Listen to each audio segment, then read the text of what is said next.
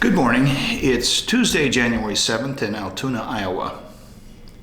Yesterday I drove 2 hours west and then a bit north to Tipton, Iowa to catch a town hall meeting put on by Andrew Yang.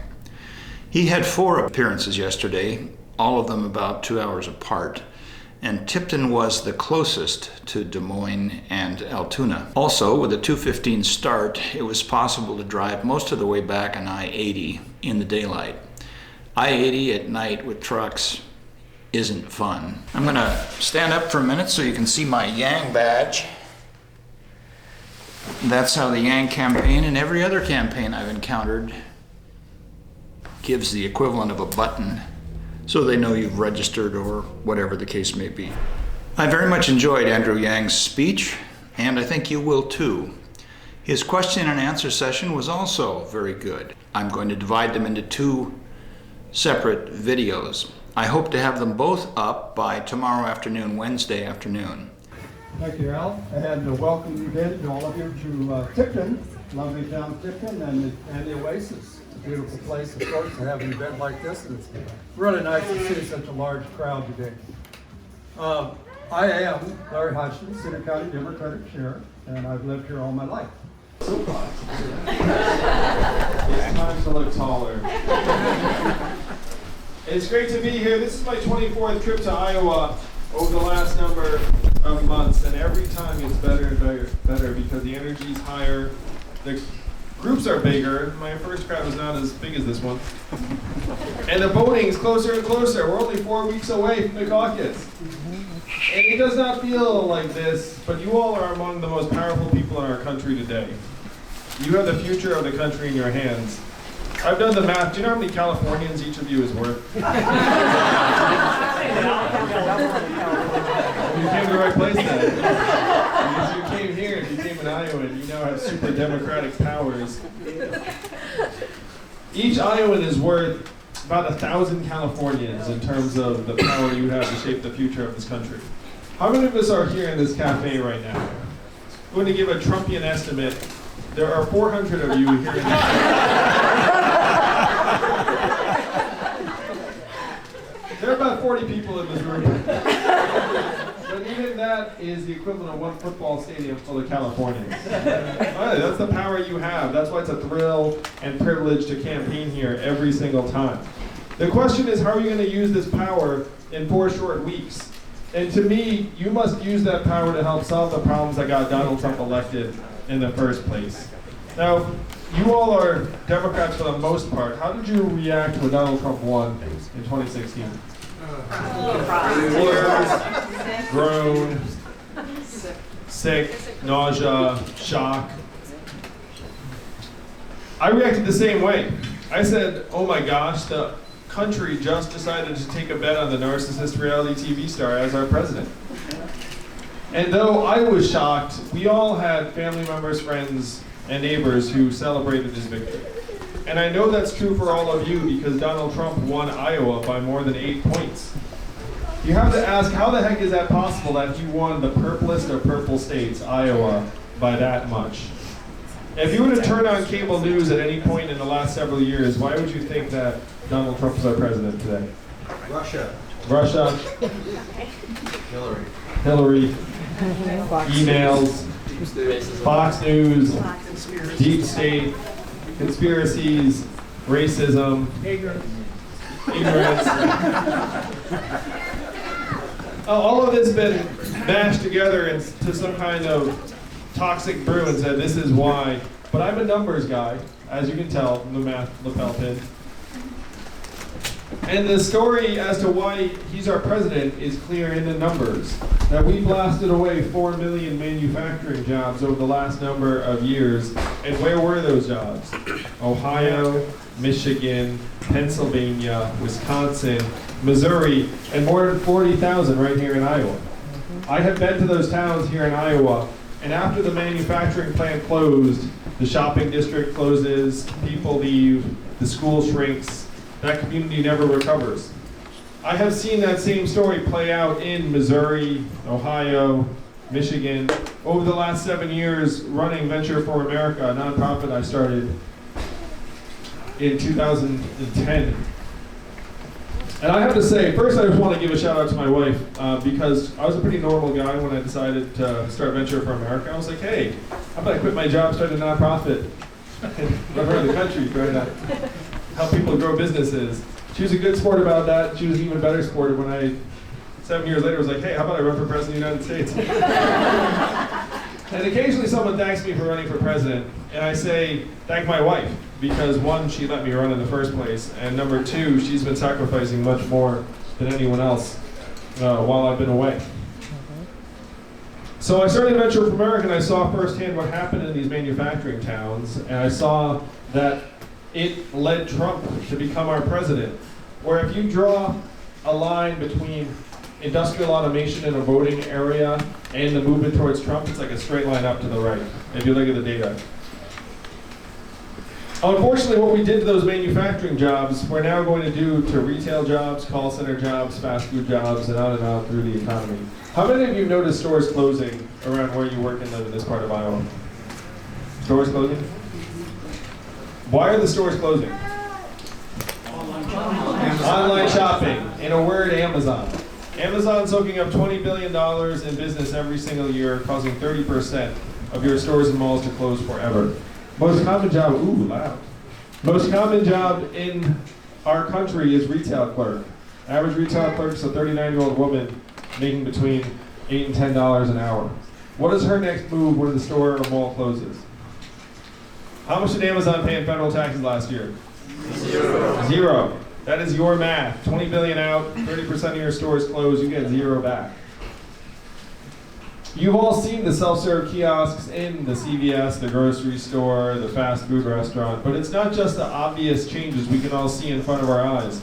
When you all call the customer service line of the big company and you get the bot or software, I'm sure you do the same thing I do, which is you pound 000 saying human, representative, until you get someone on the line, right? Raise your hand if that's what you're doing.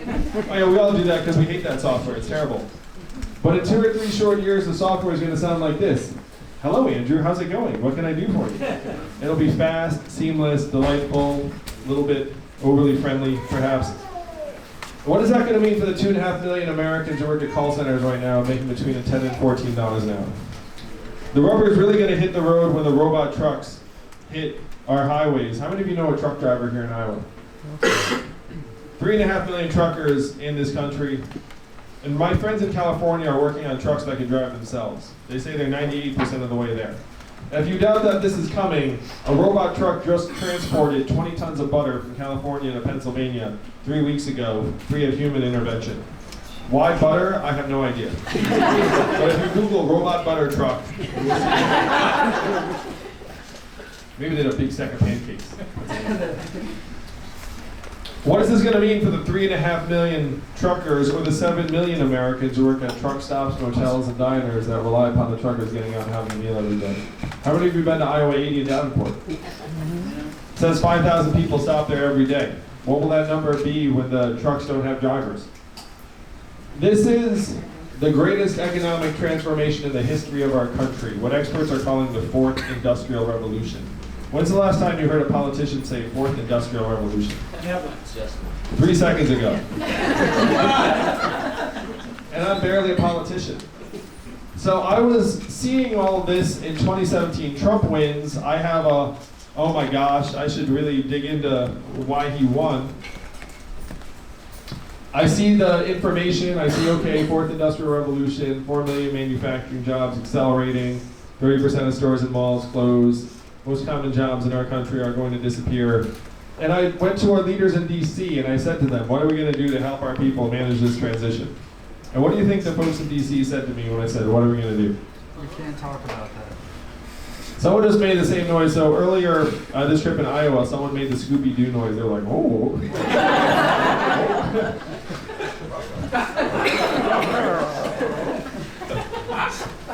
So the 3 answers I got out of DC were, number 1, we can't talk about this. Number 2, we should study this further.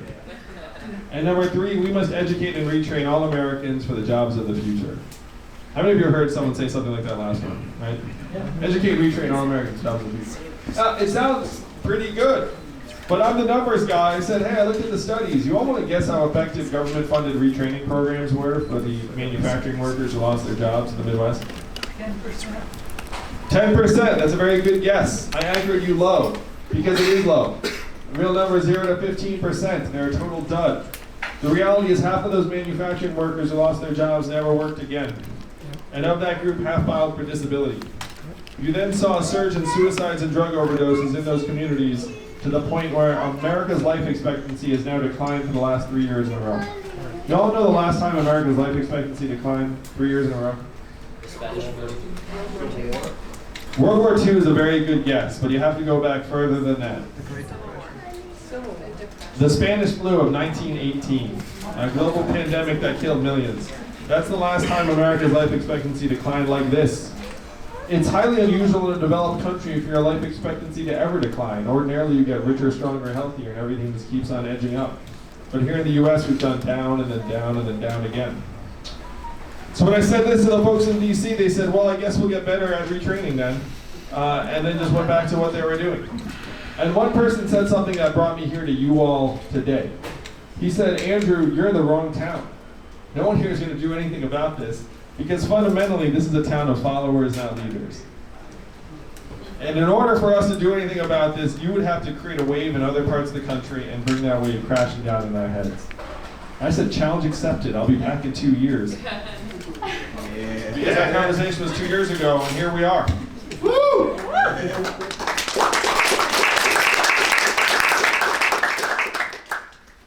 You all are part of that wave that will rewrite the rules of the 21st century economy to work for us, to work for you, to work for our families, to work for people. I'm here now, totally anonymous a year ago, and now I'm fifth in the polls to become the Democratic nominee and rising very, very fast. My campaign raised $16.5 million last quarter in increments of only $35 each. So my fans are almost as cheap as Bernie's. But there are an awful lot of them. Zero corporate PAC money, no wine caves. No offense, anyone. All grassroots, people-powered donations.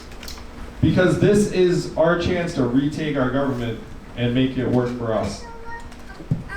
Most Americans look up and they see the government pipes as clogged full of lobbyist cash, millions and millions of dollars, and they despair there's nothing they can do about it. They're generally right, there's nothing they can do about it. It's up to you all to flush the pipes clean. In 4 weeks. That's the magic. That's the power. So the question is, how will we rewrite the rules to work for you? If you're here today, you heard at some point that there's a man running for president who wants to give everyone $1,000 a month. You remember when you heard that? And the first time you heard it, I know you thought that's a gimmick, that will never happen, this is too good to be true. But this is not my idea and it's not a new idea. Thomas Paine was for this at the founding of our country, called it the Citizens' Dividend for all Americans. Martin Luther King fought for this in the 1960s, and it is what he was fighting for when he was killed in 1968. I know this in part because I sat down with Martin Luther King's son in Atlanta, and he said this is what his father was fighting for when he was assassinated. It was so mainstream in the 60s that 1,000 economists, including Milton Friedman, one of the fathers of modern economic theory, endorsed this plan. It passed the U.S. House of Representatives twice in 1971 under Richard Nixon, and then 11 years later, one state passed a dividend where now everyone in that state gets between $1,000 and $2,000 a year, no questions asked.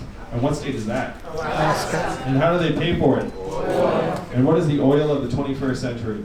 Yes. Technology, software, AI, self-driving cars and trucks. A study just came out that said that our data is now worth more than oil. How many of you saw that study?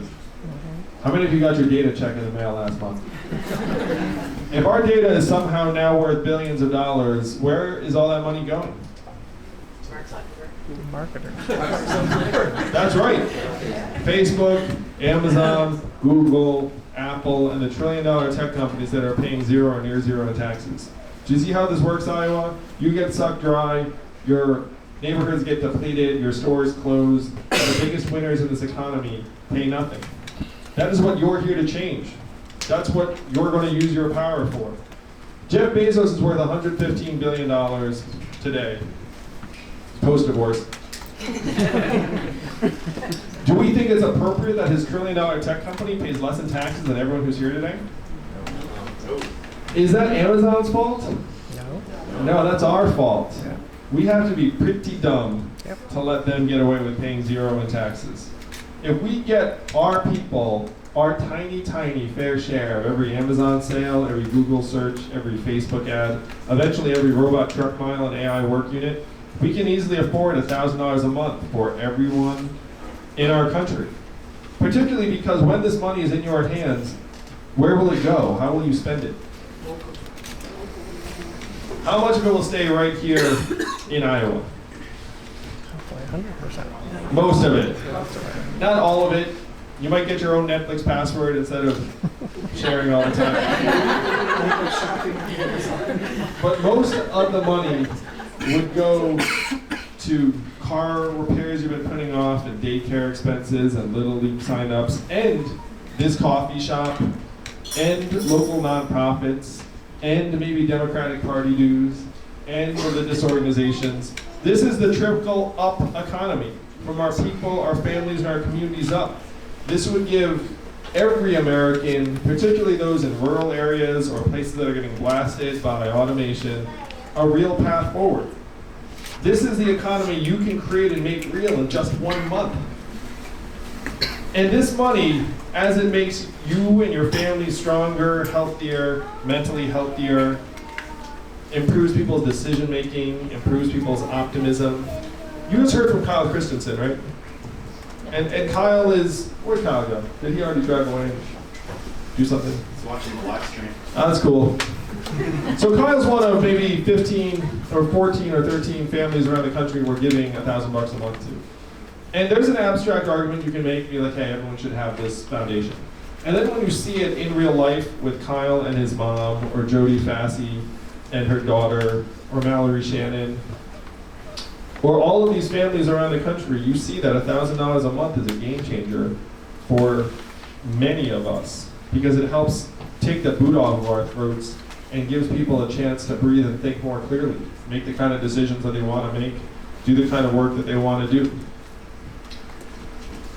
Right now we're getting beaten over the head with the fact that things are great in our economic measurements. GDP record highs, corporate profits record highs, stock market prices record highs, headline unemployment record lows, and yet we have this sinking feeling that things are not great. Corporate profits are at record highs, yes. You know what else are at record highs right now in the United States of America? Deficits. Suicides, drug overdoses, stress, mental illness, student loan debt, financial insecurity. You know what are record lows in the United States? Starting a business, getting married, having children.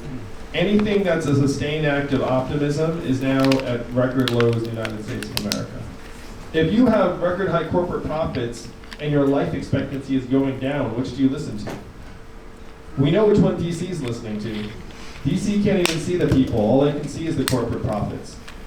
Washington, DC today is the richest city in our country. What do they produce? That's a thinker, right?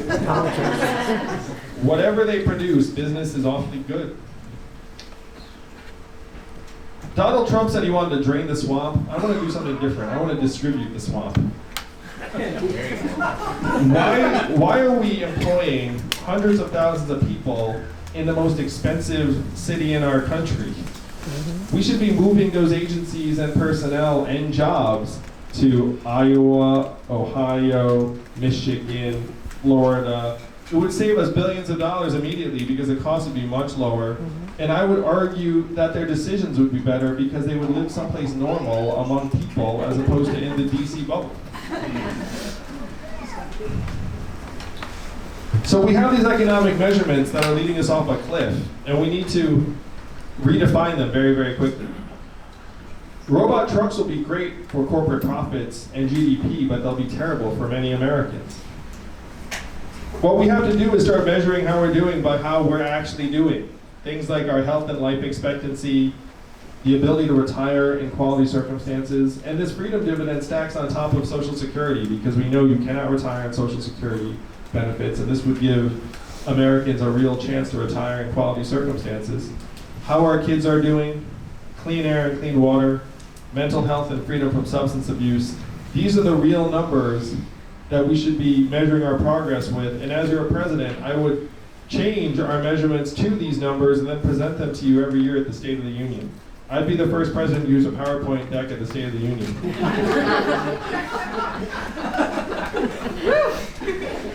And I know how wrong these numbers are, in part because of my own family. My wife is at home with our 2 boys, one of whom is autistic.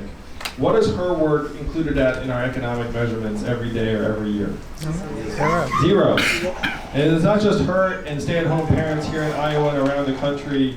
It's people like Kyle who are taking care of ailing loved ones.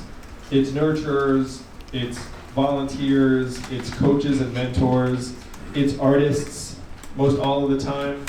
It's journalists increasingly.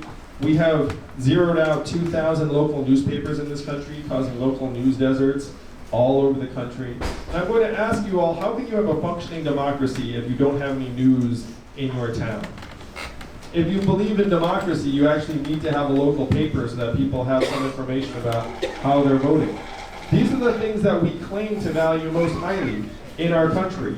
Our families, our community, democracy, and they're getting zeroed out one by one. What you have to take to the rest of the country in 4 weeks is this idea that economic value and human value are not the same things. That we have intrinsic value as citizens, as Americans, and as human beings. If you take that message to the rest of the country, it will catch on like wildfire, I guarantee you. Because the folks in New Hampshire are waiting for the baton. I was just there. There's a lot of enthusiasm and energy around this message in New Hampshire, but you have to make the case for it to the country on February 3rd by caucusing for it.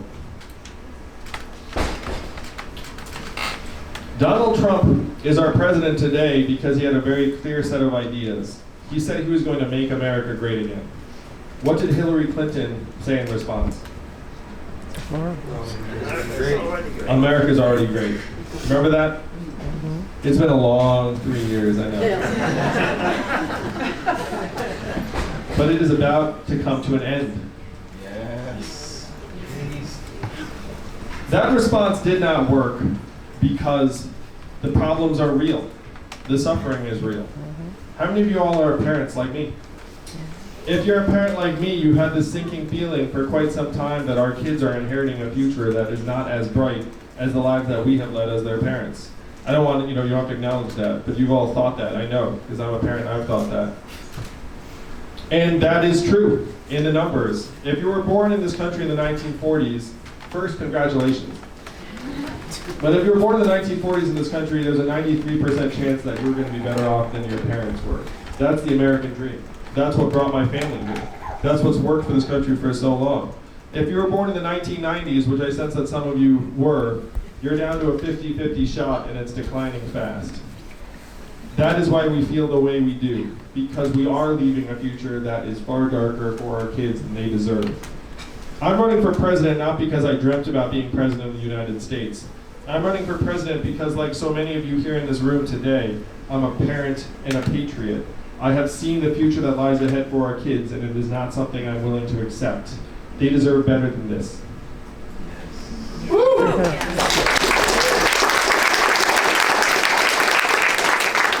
and you alone in the entire country can change it. You and you alone can rewrite the rules of this 21st century economy to work for our children, so you can look them in the eyes and say, we did all we could.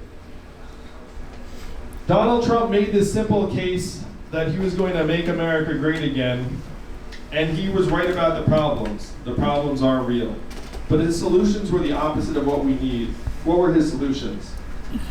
Build a wall, turn the clock back, bring the old jobs back.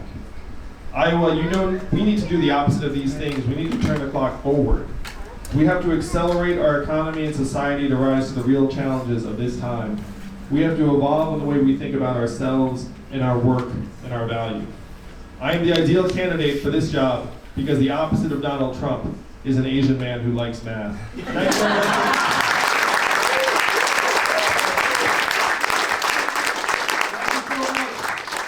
Thank you for watching. If you like this video, please give it a thumbs up. If you enjoy this political content, please consider subscribing.